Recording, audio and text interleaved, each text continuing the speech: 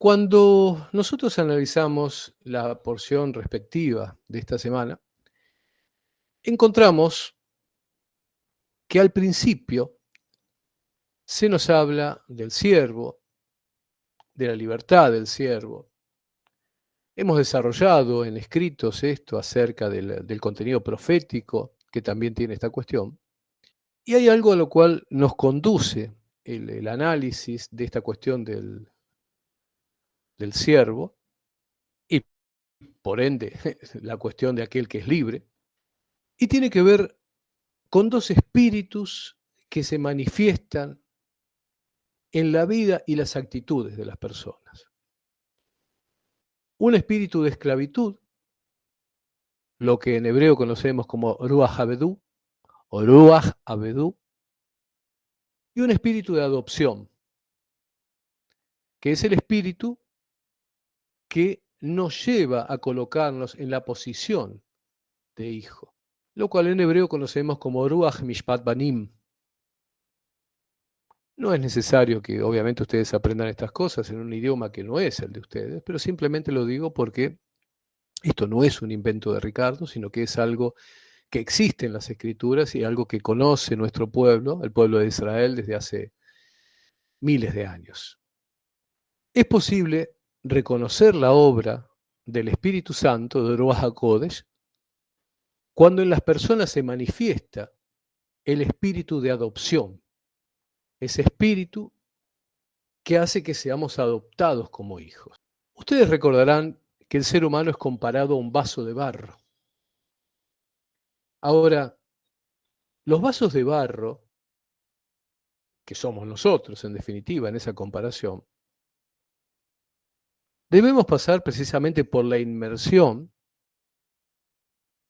en las aguas del bautismo, más también en otro tiempo pasaremos por la inmersión en el fuego del Espíritu, ¿verdad? Ya tenemos un pasaje por el fuego del Espíritu, pero seremos perfeccionados también en esto. Como les digo, estos vasos de barro que somos nosotros, pasamos por la inmersión precisamente porque no tenemos pureza. Tan sencillo como eso. Hay que ir a las aguas precisamente para limpiarse, ¿verdad? Y es necesaria la inmersión del ser humano porque es un símbolo para morir a nuestra vida anterior y poder salir de las aguas renovados, poder salir a la superficie limpios de toda impureza. Y mientras hablaba de esto, mientras escribía una guía sobre todo esto, se me ocurrió que puede resultar interesante comentarles de algo que normalmente no se sabe. Es algo muy sencillo que cualquiera lo puede probar en sus casas, pero no se sabe. Miren, en este momento tengo en mi mano izquierda una taza con una bebida, y es una taza de cerámica, de loza. Si yo esta taza la doy vuelta y pretendo clavarle un clavo, ¿sí? Hacer una pequeña perforación, cuando apoye el clavo y le dé un pequeño golpe con el martillo, la taza se va a romper, se va a partir. No estoy diciendo nada que sea extraordinario. Cualquiera sabe lo que ocurre si yo tomo una taza, le pongo un clavo y le doy un martillazo. O tomo un destornillador o un desarmador, como le dicen en otros lugares, y pretendo agujerearla, ¿sí? Con esto. Sin embargo, no sé si alguna vez han visto esto, si uno coloca la taza bajo el agua, si uno toma un recipiente grande, coloca la taza bajo el agua, la da vuelta, y estando toda la taza bajo el agua, le coloca el clavo o el desarmador, el destornillador, y le da un golpe en la base, no se resquebraja, se perfora. Esto es un efecto físico que se conoce como el efecto Rebinder, ¿sí? Rebinder. Seguramente no lo conocían esto, y es anecdótico esto que estoy contando, pero van a ver por qué me acordé de esto. El efecto Rebinder es un efecto que se da en cualquier material sólido cuando entra en contacto con un líquido, ¿sí? Esto hace que es como que el material perdiera dureza y se pusiera dúctil. Esto lo descubrió un científico soviético hace muchos años, por la década del 20, que se llamaba Alexandrovich Rebinder. ¿Y qué es lo interesante de esto? Que claro, como el agua no se puede comprimir, cuando se golpea, la taza no se resquebraja, se hace la perforación. A diferencia, como les digo, de lo que ocurriría normalmente es que se astillaría y rompería. Esto es una figura también para nosotros, porque cuando nosotros, que somos un vaso de barro, ingresamos en el agua para la inmersión del bautismo, es ahí cuando nuestra dureza cede lugar, esa coraza de nuestra personalidad, de nuestro yo, de nuestro ego, cede su lugar y Ruach HaKodesh, el Espíritu Santo, puede perforarlo y puede ingresar la pureza en nosotros como vasos de barro. Y precisamente esa dureza, ¿sí?, esa especie de cobertura terrible de nuestro ego, de nuestra personalidad, solo es posible de ser perforada cuando ingresamos en las aguas, permitiendo que el Espíritu Santo nos doblegue e ingrese en nosotros. ¿Por qué ocurre esta dureza de corazón, esta dureza de nuestro ego? Porque obviamente tenemos una naturaleza desviada, la naturaleza de la esclavitud. Y esta naturaleza de la esclavitud también tenía que ser tomada por el Mesías. ¿Por qué tenía que ser tomada por el Mesías? Porque la naturaleza del espíritu de esclavitud es contraria a la plenitud de la vida que todos deseamos. Es como si la persona que se encuentra bajo el espíritu de esclavitud estuviese diciendo, Anerotse Litzaboach, quiero asesinar. Perdón que lo dije en hebreo. Es como si el que está en el espíritu de esclavitud dijera, quiero asesinar. Pero ustedes dirán, ¿pero asesinar a quién? Asesinar esa hermosa creación de Dios que es el ser humano. Creación de Dios que asesinamos cuando lo conducimos a la muerte con el pecado.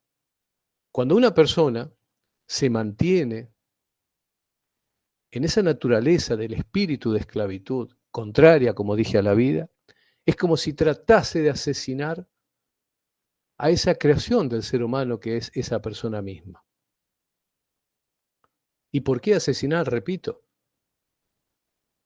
porque el pecado es muerte.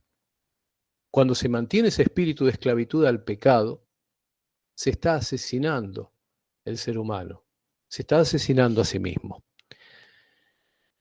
Quiero que piensen en esto ahora. Hay un concepto, hay una idea que el maligno ha tratado de destruir de diversas maneras. Sé que tal vez voy a sorprender, y en ocasiones esto que voy a decir ahora se piensa que es una cuestión de discusión política. Sin embargo, lo que ahora voy a decir tiene un trasfondo espiritual tremendo. Es la cuestión de la propiedad privada.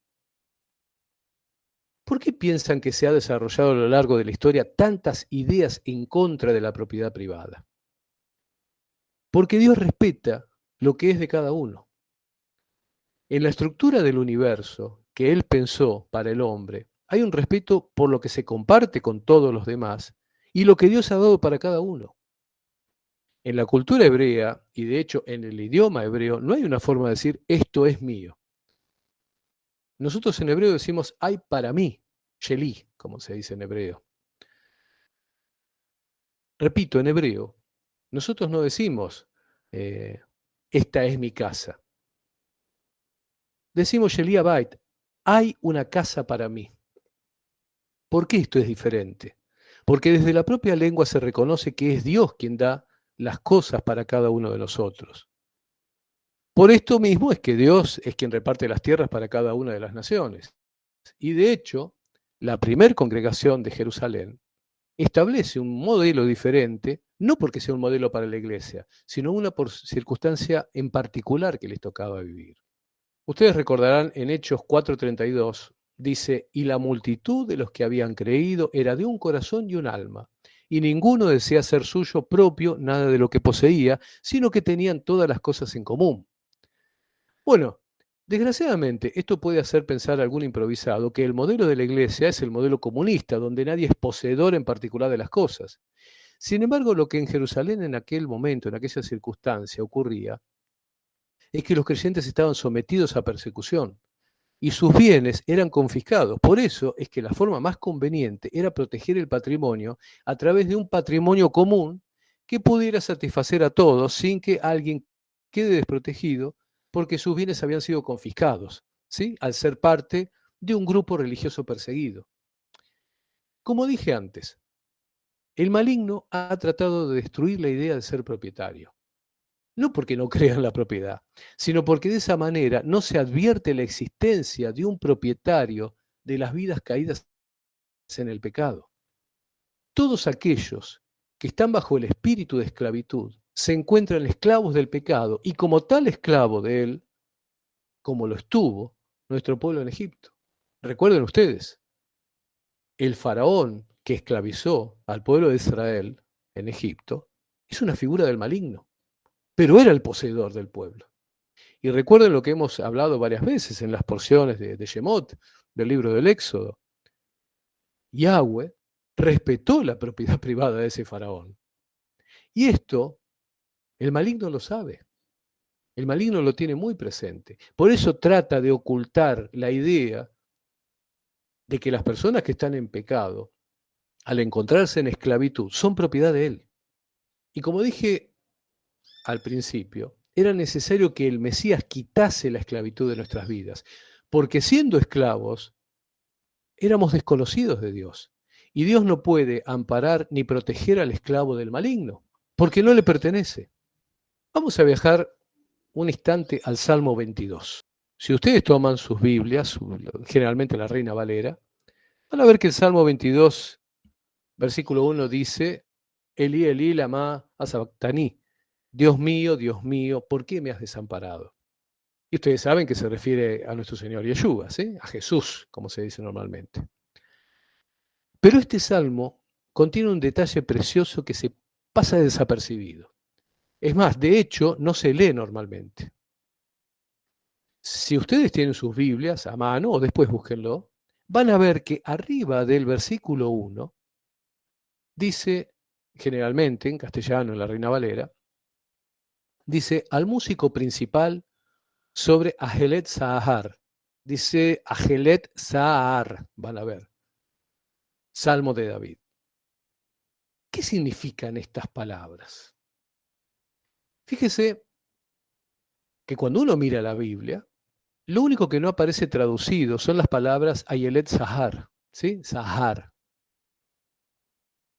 Los intérpretes más antiguos entendían que el Ayelet Sahar se trataba de un instrumento que era especialmente tocado por las mujeres en un momento de duelo. Fíjense cómo todo esto se va relacionando.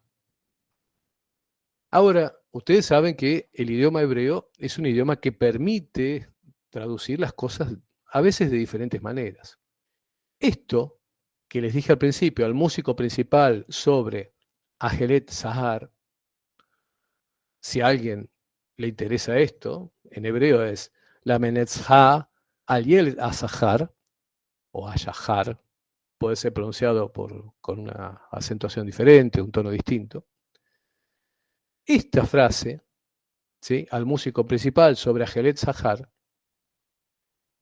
puede ser traducida como al vencedor de la aurora. Espero que no se pierdan con todo lo que estoy diciendo, ¿no? O sea, repito, el comienzo del Salmo 22, que no empieza en el versículo 1 como aparece en la Reina Valera, sino que empieza antes con esa frase, al músico principal sobre Ajelet Sahar, Salmo de David, esto puede ser traducido también como al vencedor de la aurora. Y alguien dirá, ¿por qué aparece la palabra aurora? Porque así como aparece la aurora, ¿sí? El amanecer, el comienzo del día, como aparece de una forma repentina, a los pecadores les sobrevendrá también la muerte repentina. Ahora, siendo nosotros pecadores, era necesario que pudiésemos vernos libres de esa muerte repentina que cae sobre aquellos que se encuentran en esclavitud. Esto es lo que aparece en Isaías 47:11. Dice, vendrá pues sobre ti mal, cuyo nacimiento no sabrás, caerá sobre ti quebrantamiento, el cual no podrás remediar, y destrucción que no sepas, vendrá de repente sobre ti. Eso viene precisamente en el momento inesperado, la aurora, como se le llama en la Biblia. La menezja al yeleta shahar.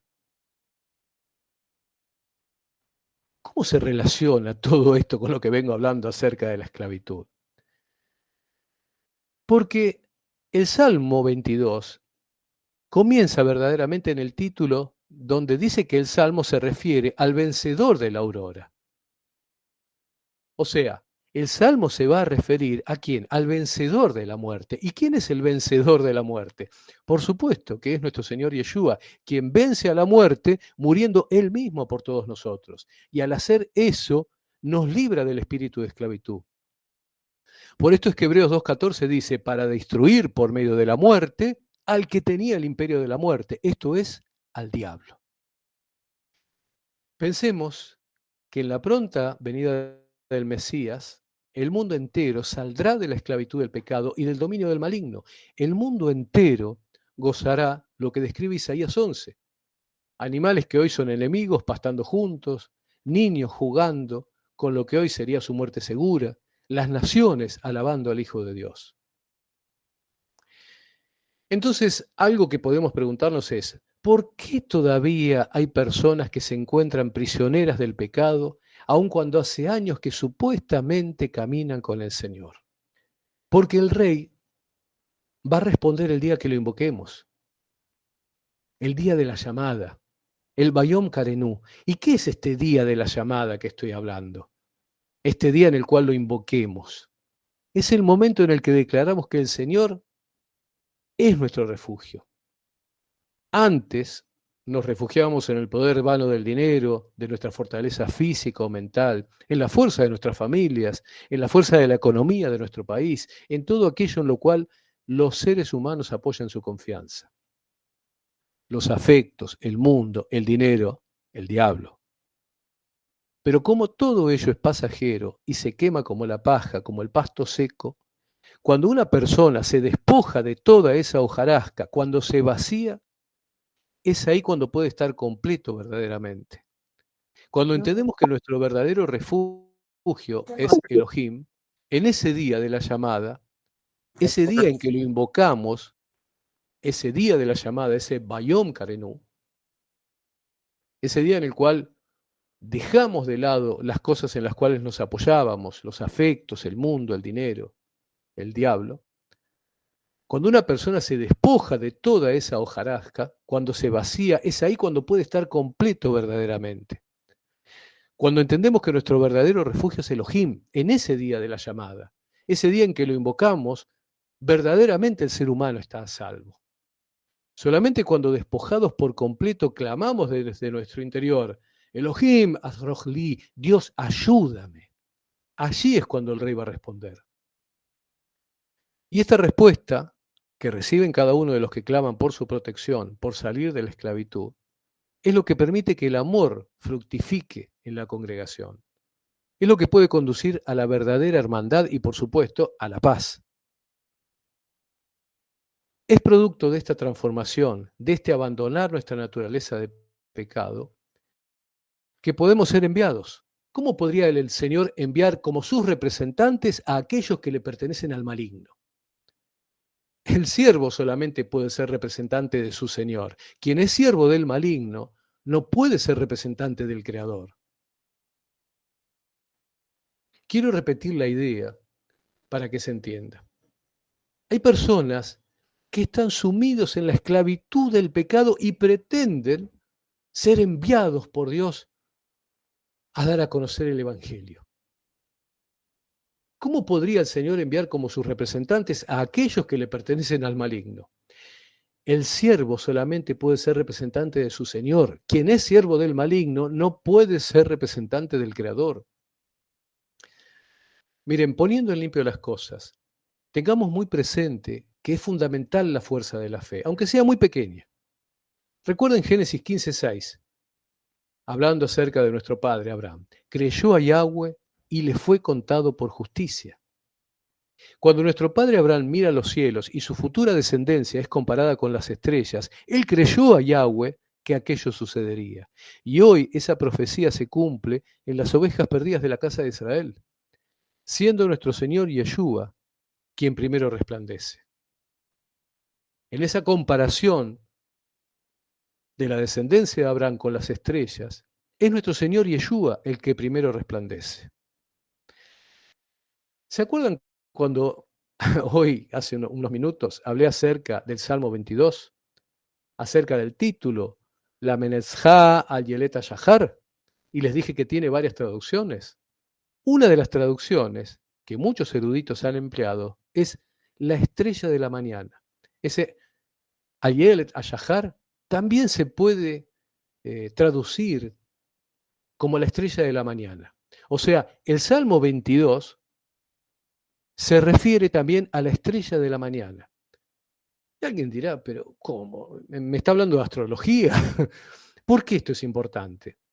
Porque de acuerdo a Apocalipsis 22:16, ¿quién es la estrella de la mañana? Esa escritura dice, Ani Yeshua, yo Jesús, he enviado mi ángel para daros testimonios de estas cosas en las iglesias. Yo soy la raíz y el linaje de David, la estrella resplandeciente de la mañana. Por ello, la primera estrella que ha resplandecido es nuestro Señor Yeshua, la primera estrella de la multitud de estrellas que nacen con su sacrificio y que constituyen esa plenitud, esa inmensa cantidad de estrellas que no se pueden contar y que proféticamente le son mostradas a Abraham cuando a través de su fe alcanzó la justicia. Nuevamente, poniendo en limpio las cosas. Mientras nos encontrábamos sumergidos en el pecado del mundo, éramos esclavos de éste, siervos del maligno, quien se enseñorea en todos aquellos que practican lo que Dios aborrece. Estábamos llenos de inmundicias, de mentiras, hipocresías, banalidades. Estábamos desamparados de Dios en el mundo, sin un refugio verdadero. Refugiados, sí, en nuestros pensamientos y en nuestros deseos vacíos. Pero Él, con su sacrificio, con su muerte expiatoria, nos dio la posibilidad de vernos libres del espíritu de esclavitud que nos gobernaba. Ahora, vaciados y perforadas las corazas de nuestras almas por la inmersión en las aguas vivas, tenemos la oportunidad de ver este día de llamada, este Bayom Karinú, cuando podemos clamar que nuestro Rey venga en nuestra ayuda. Si aún nos encontramos o sentimos que nos encontramos en esclavitud, Yeshua nos llama, nos silba como a las ovejas alejadas para que retornemos al redil. Esa voz interior que se siente, que lo invita a dejar lo que él no desea, no es su imaginación, es el obrar del Espíritu Santo, quien enseña todas las cosas y nos hace recordar todo lo que Yeshua nos dijo. ¿Y por qué es importante entonces este espíritu de adopción, ser colocados en la posición de hijo? Miren, recuerden lo que la propia palabra de Yahweh le dice a Abraham. Génesis 15:4. Luego vino a él palabra de Yahweh diciendo, no te heredará este, sino un hijo tuyo será el que te heredará. De esta forma, bajo el espíritu de adopción, somos colocados en la posición de herederos de la promesa dada a quién? A nuestro padre Abraham. La promesa que viene a partir de la descendencia de Sara. Si nos quedamos en el espíritu de esclavitud, entonces nunca podríamos acceder a la promesa, que solamente puede venir de la descendencia de la libre, del espíritu de la libertad. Por conducto de Pablo, Ruach HaKodesh, el Espíritu Santo nos dice, Gálatas 4:30, mas, ¿qué dice la Escritura? Echa fuera a la esclava y a su hijo, porque no heredará el hijo de la esclava con el hijo de la libre. ¿Y de dónde surge esto de echar a la esclava y su hijo? Recuerden que cuando Isaac es destetado, se produce la afrenta del hijo de la esclava. Justamente el día de felicidad de Abraham, cuando su hijo es destetado, cuando se celebra un gran banquete, una hermosa fiesta donde las personas importantes de la región son invitadas. Esto aparece en Génesis 21:8, donde dice, y creció el niño y fue destetado, e hizo Abraham gran banquete el día que fue destetado Isaac. Porque el espíritu de adopción, el espíritu de los hijos de la promesa, no puede convivir con el espíritu de esclavitud.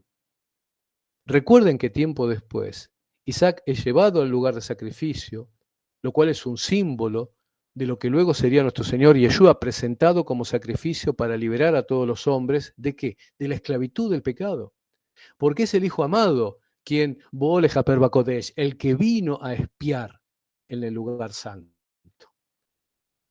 Derribemos nuestro ego, limpiémonos de toda transgresión, Y así seremos una estrella que brillará para conducir a otros a la luz del Mesías.